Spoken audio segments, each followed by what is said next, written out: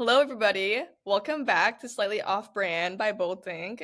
Today, there's only two of us, but we'll be covering a super exciting topic that's really current. You might have heard about it all over your social media, but Zohran Mamdani, I hope I'm saying that right, just won the New York mayoral position. Zohran Mamdani ran a stellar campaign for the New York mayoral seat. Beyond politics and debates, his campaign caught attention for embodying New York, delivering a campaign promise of a mayor with his ear to the pulse of the city. Through the design and strategy of the campaign, most people saw traditions broken. Typical red, white, and blue with stars was replaced with something bright, bold, and New York. These styles emulate the small businesses of New York that bring about its personality. Hot dog carts and bodega signs. This design reinforced the connection between Mamdani's messaging and his visuals, a person who cared about the working class and small businesses in New York. Yeah. Okay. So first impressions, and I think I'm kind of excited for the two of us to talk today as designers. I think a lot of this is probably going to be a lot of visual pieces because I'm sure there are other ways that Mamdani's campaign really soared and took off well, but the visuals is what caught my eye. So Francis, give me like your first impressions when you first saw this campaign. What did you think? Oh my gosh. When I first saw the campaign, I immediately thought, this man is like, he is from an immigrant family, and it's very bright, very bold, and very different from what we've seen before. Mhm. I mean, it's very eye-catching, it's memorable compared to the past candidates that we've had in any Mhm. political campaign. This is like, you've never seen gold like this before. Well, and I was kind of like, oh my goodness, thank you for breaking out of the red, white, and blue stars and a slightly serif font. Like, I was so excited design wise to see something completely fresh and different. But the little like whispers and hints of New York, even throughout like some pieces of his website, they rang true, just kept their audience in mind. So I was so excited to see something different in a Mhm. political campaign. Yeah, absolutely. Did you know it was designed, or she helped design the campaign, was Mamdani's wife? I should know her Yes. name. Yes. Well, and she is an artist, and I think it's so true that this had like an artist's eye that was overseeing this because there were so many small creative touches and pieces that were so human. And I loved that it's like she knew her husband so well to build a little campaign that felt like him. So what a really cool touch, and honestly kudos to her. That is, design is hard for everybody, and as an artist stepping into the role of design, that's also tough. So she Oh, nailed it. this campaign, they had a custom typography, different letters. The banners that people held up for Zoran was also like custom made, and it's just Yeah. very eye-catching. Well, and interesting that they kind of went beyond like, I think when a lot of people do campaigns, it's a lot about the name, and Mhm. everybody's going to hold up names in the crowd, and you'll see the names all over. But he put his messaging on those signs that people was holding. So it was really interesting to see him spread his campaign message. It was almost less about him and more about the mission and message that he was trying to send. Oh yeah, like more about like his values. Yeah, which was huge. I think when we come from a brand perspective, and I'm sure you would agree with this, Francis, like that brand message is so important to carry all the way through, not only in your visuals, but your messaging as well. And I think this campaign really highlights that connection and how when you have both that are super aligned, people begin to trust you and understand you better. Oh yeah. Like you don't need to have your logo on there for people to know that this sign was for Zoran's campaign. Yes. And think about how short of a time they really had to get this out. I mean, this brand hasn't been around for 20 years, not like a Nike or somebody who you know instantly, but they really created that recognition so quickly. Mhm. So fun. I could fangirl over this for a long time, I think. So we talked a little bit about, I personally talked about like, thank God we didn't see like red, white, and blue and stuff. What were some of those other pieces that were brought into his campaign that really broke those traditional norms of campaign design? Well, I guess to start out, the picture that you see on his website and his main campaign video, he's not wearing a suit and tie. He's wearing I traditional saw that. clothing, and you've never seen that before. How exciting. I think I'm glad that he owned that part of his identity and stayed true to that side of his campaign brand versus blending into everybody else. I think that was probably a tough choice to make, don't you think? And a little bit, it's tough to think about how you'd be perceived that way, but it just rang true to his entire brand and the way that he's doing things. So just every decision that he made like that seems super on point, but I noticed that too. Yeah, that's a very like controversial take. Yeah. And you know, for a city like New York, it's kind of like, are they looking for change? Were they ready for that? But Mamdani just went for it, and I'm so glad it was well received in that way. The video is so just electric, and it's got a good music beat in the background. It's just very modern, and I was excited to see that too, that this bright, exciting brand is also being backed up by like really interesting music in the background and really punchy lines that he's delivering in the video. Yeah, it just felt very New York. The whole thing feels very New York It does as an feel very New Indiana York. native. Yeah.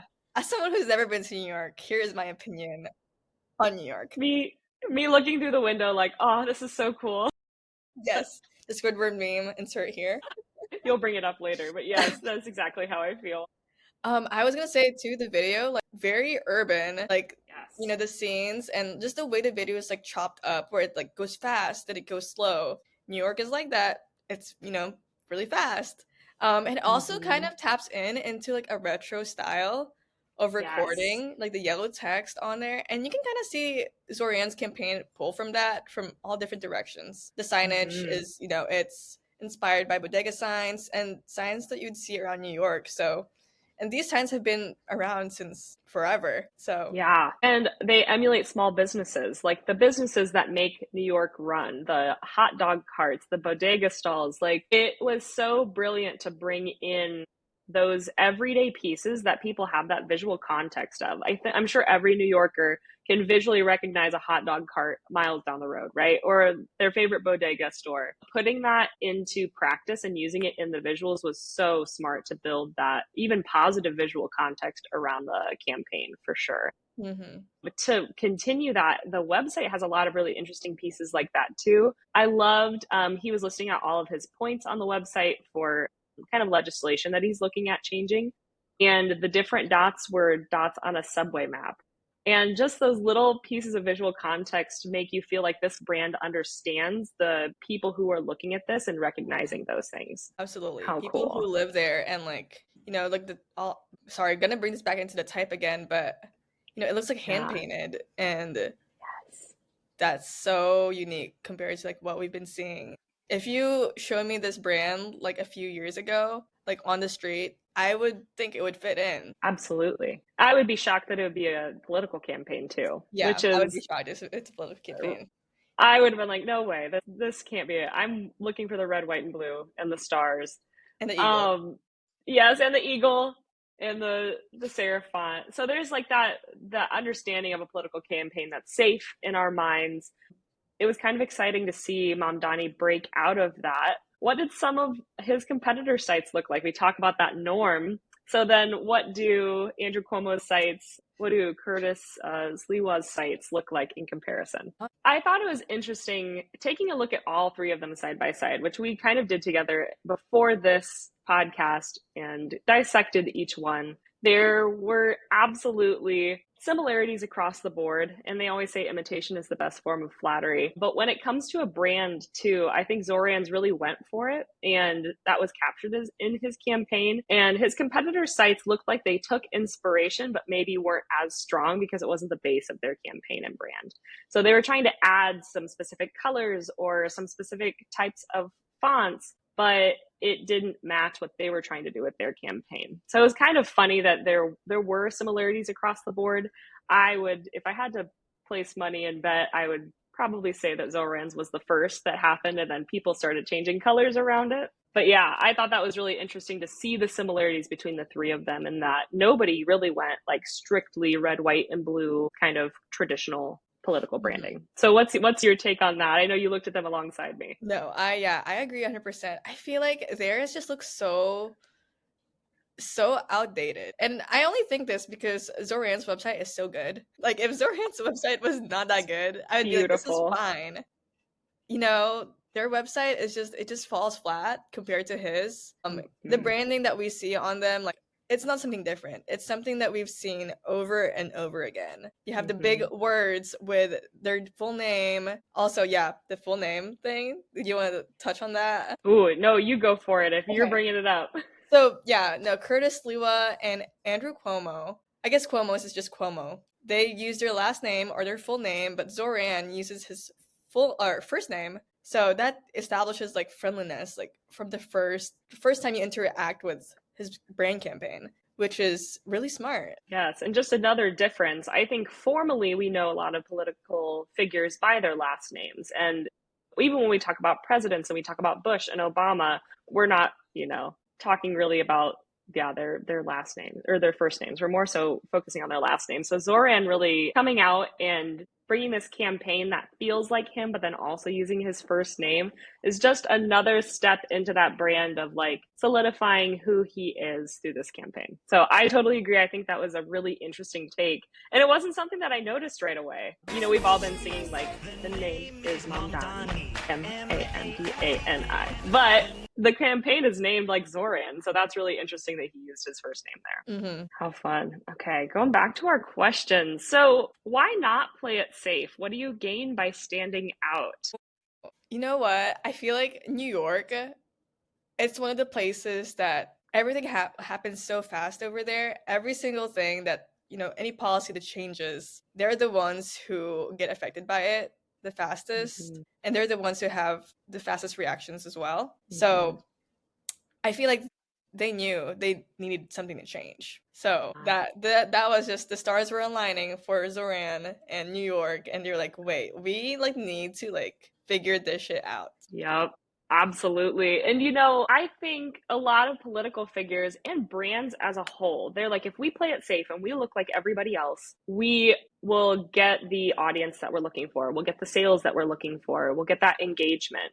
And I think that's true to a point. I think you have to at least level up to the playing field, right? And be in that top tier. It doesn't mean that you're going to take audience members away from other brands if you look exactly like them. So finding ways to differentiate, even if it isn't as bold and bright and far out as Zoran's campaign, is still really important for your brand. And you have to really sell people on what differentiators you have to allow them to interact with you.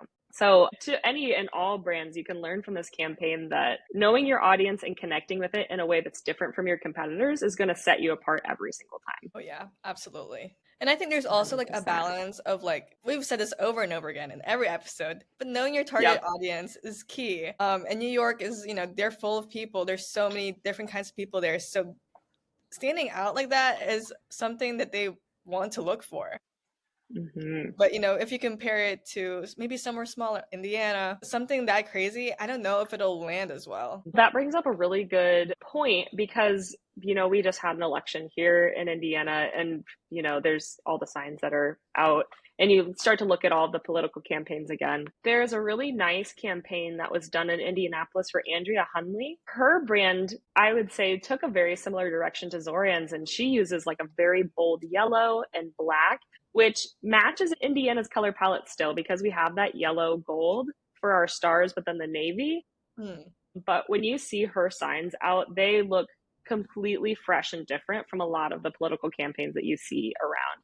So that's just one that I could recall recently that you're like, whoa, that's really cool and eye-catching. And especially when you're standing out amongst the sea, when you go in to vote, there's like 100 different signs, right, on either side. But really standing out in that sea of competitors is huge. And those just even little color placements or font choices really made her stand out against her competitors. So props to that brand. That's a beautiful one too. Oh yeah.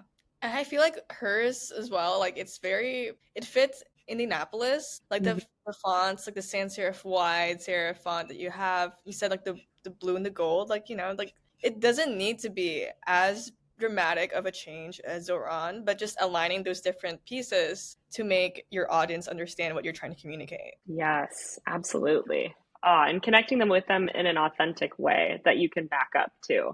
Because I wanted to give the note of caution that just choosing a differentiator to be different doesn't necessarily mean that you're going to gain the attention you want to, right? If Zohran came out with a lime green and neon pink campaign, that could have maybe worked in his favor, but what did that mean to him and his brand? That intentionality is huge, and the reason those colors were chosen is huge. Yeah. It was the symbol of New York. So the word of caution is don't go too far with it and have intentionality behind it, because that's what pushed his campaign into infamy. Neon green and bright pink, I'd think of Elphaba and Glinda. See, my mind's on Wicked at this point in the year. I'm just ready for the second movie to come out. Not that neon pink and green are a bad thing, but maybe think about it before choosing it for you. Obviously working well for Wicked. Yeah, Wicked, they're killing it. Yes, absolutely. Okay, I'm gonna move on to the next question. Yeah. Why is it important for a brand to match its visual brand to its messaging? And how can that be done? Woo, that's a loaded question. I think Zohran's campaign is a brilliant example of this, and I think the keyword for today is visual context. So putting pieces of imagery that help people understand who you are within your brand is super helpful. And that could be if you have a service that is difficult to explain, or maybe a piece of messaging that's really tough, or you're trying to hit a specific audience of people who have like a visual understanding. You have to identify what those pieces are and then build your brand around that visual context. Mamdani's was great by using the hot dog cart signs and bodega signs and the subway maps, because those are all common everyday things that his audience knows. And when he relates those things to his brand, but then also speaks to the working class and about New York, it just creates this harmony throughout his brand that people trust and understand. So that's a really long-winded way to say that everything has to be in alignment and be super intentional as well. It's very authentic. Like, yes. It's so New York. So New York. We don't have bodegas or hot dog stands. No. There is one hot dog cart guy in Indy, and I appreciate him so much. He is wonderful and has wonderful hot dogs. But that's the one I can think of. He travels. Usually he's like on Mass Ave. Sometimes he's been off. But yes, we have one hot dog guy. Maybe not enough to build like a good city campaign brand around, but I appreciate him. Definitely not. But yes, authenticity is huge. What do you think, Francis, when we looked at the other competitor sites, what felt inauthentic about them? Why didn't they hit the mark that Zohran's did? What felt inauthentic? I would say for those other two candidates, if you told me they're running for different states, I would have believed you, because it doesn't have that personal touch that Zohran's does. I mean, Cuomo's been a mayor for, how many years? And, forever. His logo is a sunrise, and it's giving Good Morning America. Mm-hmm. Will I get blacklisted? I was going to say, we cannot talk about politics in this podcast, but yeah, the visual side of it, regardless, I agree that it felt maybe just a little bit more common. And while I was pondering this campaign, I was wondering, there's so many symbols of New York out there. You can think of the I Heart New York logo or the Statue of Liberty that is such a visual mark of New York. And that didn't really, the skyline, which Mamdani also used. So there are some very specific things that I was interested to see why they were chosen or not. And I feel like Mamdani's was authentic because he chose it for the people that were viewing it. Oh, yeah. Yeah, like the skyline and... the hot dog stand, the bodega, the subway. The real people of New York use the subway. Like, if you have a car in New York, you're, like, rich. So fancy. And he's not trying to appeal to those people. And the skyline fits for everybody because it's just iconic. Yeah, and it was very unifying, I felt like, too. So you could still belong to his message, even if maybe you hadn't had one of the experiences that he had talked about. Yeah. So super funny. I also thought the mayoral debate highlighted that in the questions that they asked, too. Like, they asked them all what their breakfast was, their orders. So there is just something culturally about belonging to New York, and I feel like Mamdani's campaign just went along with it. You gotta fit, sometimes you gotta fit the stereotype. Yeah, you do. I thought it was funny. Exactly. And they all ordered just a slightly different bacon, egg, and cheese. So that's got to be high on our list when we visit New York, I guess. Yeah. Now I'm thinking about it. This is like kind of like a side topic, but like Andrea Hunley's the gold and the blue. It's giving Pacers. I know that's Pacers. Like a reach, but no. And that is a positive connotation for a lot of people, right? Yeah, Especially this past year when we were like in the, was it Final Four or championship? I thought we were a we won the championship. championship. See, I mean, it was a tough game to watch, but we were there, and how amazing and what a positive brand to associate yourself with. Sure. So we've talked a lot today about Zoran's campaign, why it was successful. I think, Francis, you hit it on the head when you said authenticity is just one of the most important pieces to a brand, and knowing your audience through the hot dog carts, the bodega signs, the subway maps, and even just the fonts and imagery that he chose. His brand stood out amongst all of the other ones and was something fresh and exciting. We always want that for a brand, especially as visual designers, to have that difference, but then also feel authentic and true within the brand. So I want to give kudos to that campaign. It was fun to talk about today. And yeah, keep being true to your brand and think about that authenticity for your audience. Cut. Cut.